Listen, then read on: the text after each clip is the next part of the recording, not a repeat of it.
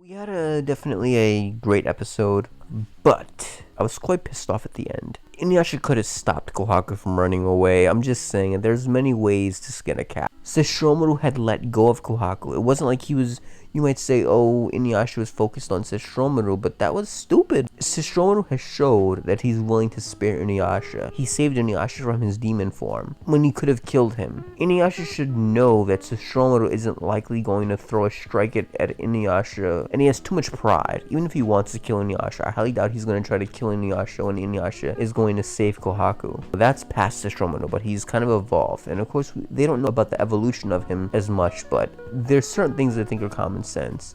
Inuyasha could have went after Kohaku, or at least Kagome could have done so. She was focusing on Rin, but there's no threat, there's no reason to focus on Rin. Sesshomaru's already there, there's no one going to deal any harm to Rin at that point. At that point, just Sesshomaru alone is already enough protection. And how is Kagome gonna go protect Rin anyway? She can't do much. She could, but like, she's useful for really a lot of other purposes, and she's not, I don't feel like she's reached her potential yet in terms of combat. Something was just a little off with that whole thing. And I get it, I can't be mad at Inuyasha either. Inuyasha, because he's not the writer of the series. I can't be mad at the writer of the series either that much, because I understand that if they save Kohaku, then that kind of eliminates how Rumiko, if that's how you pronounce it, probably thinks that the series, how she should end the Kohaku saga, is what I'll call it. The Kohaku and Sango saga. I'm sure she has a specific way that she plans to give closure to the whole situation, with emotional moments and whatnot. Whether she decides to free Kohaku or kill off Kohaku and have Sango live for herself instead of catering to Kohaku, living her own life. And that's what I think that likely they're gonna push the series in that route. I feel like Kohaku is a similar situation to Kagura. They're not gonna just have Kohaku be a living zombie, although Kagura isn't a zombie technically, but she is an incarceration of Naraku, so take that as you will. But she's definitely, Kagura is definitely going to die. That's not even a spoiler to me. I know she's going to die. Kohaku is likely going to die as well. I'd say there's a 95% chance he's going to die, at least from my perspective. No spoilers though. Inuyasha saving Kohaku would have gotten rid of probably the ideal way that the creator of Inuyasha wants to end that whole scenario. But I'm just saying, if she wanted to make the series a little more realistic, I feel that Inuyasha would have logically moved in to save Kohaku, or if not save, but at least grab Kohaku and restrain him, because he had time to do it. He had time to do it, lots and lots of time, and times on top of that, time within those times. Okay, if nothing I was gonna mention was, if Koga was there, they could have honestly taken out Naraku, which is likely why they didn't introduce Koga in this situation, because maybe she has an excuse with two people to let Naraku get away, with Inuyasha and Sesshomaru. But if Koga was along,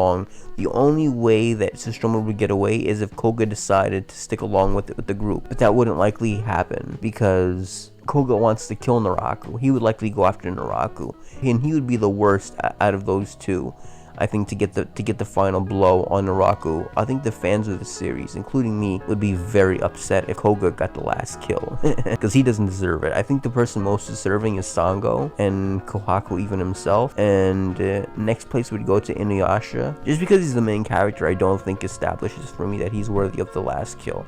I still think Sango had to go through the most. Same for Kohaku as well. Those two had to deal with the most ish from. Koga would have likely been able to deal the final blow, and that's likely why they didn't have Koga involved in this situation, even though he would have certainly been a worthy asset to the group during this time. Kagura's back to stage 1. I'm sure Naraku hasn't disappeared, because yeah, listen, if Kagura's alive, Naraku's alive. If Kanna is alive, Naraku's alive. So he's around. He's just concealed his presence somehow. So they might explain how. I mean, hopefully they'll explain how he was able to conceal his presence, or why he was able to conceal his presence. But something also is a possibility to me that they won't explain how or why he concealed his presence. Well, not why. It's obvious why he concealed his presence, so they can't find him. But they might not explain how he concealed it. But I feel like they're gonna just explain what he was doing while he was hiding. Yeah, he got away. Man, that is annoying. Oh, I hate Naraku. I want him to die so badly. Not as bad as Griffith from Berserk, but I still want him to die nonetheless. And I guess that really ends the review. There isn't much else to talk about here. It was really wholesome to see Rin and Sesshomaru have some moments together. It was really, really cute. And we know under that whole tough guy facade, Sesshomaru really does care for Rin. I'll give you proof of this, that he does care about Rin, because Sesshomaru purposely didn't kill Kohaku, not really because he felt sorry for Kohaku, although it may have been a bit of sympathy. It may have been, because he's very indirect. You have to read in between the lines with a character like Sesshomaru, but he has already said, I don't want to play into the hands of Naraku. What did Sesshomaru do by going after Rin and then letting Naraku escape? He played into the hands of Naraku, and I'm sure he's aware of this. I'm sure Sesshomaru of all people is aware of this. But it was worth more to save Rin than it was his own pride. He picked Rin over his own pride, despite him lying and saying that it wasn't his own pride. So he played into Naraku's hands just for Rin, despite him saying that he wouldn't do so. Because Naraku wouldn't have got his way if Sesshomaru had decided, I don't care about Rin, I'm just going to kill you right now. So he does care about Rin a lot. It's very, very, very obvious. Anyway, that ends the reaction now. I think I've established quite a bit. Anyway, guys, I will see you in the next episode, and take it easy and stay awesome, guys. Love you guys, and peace out. Until we meet again, stay gold.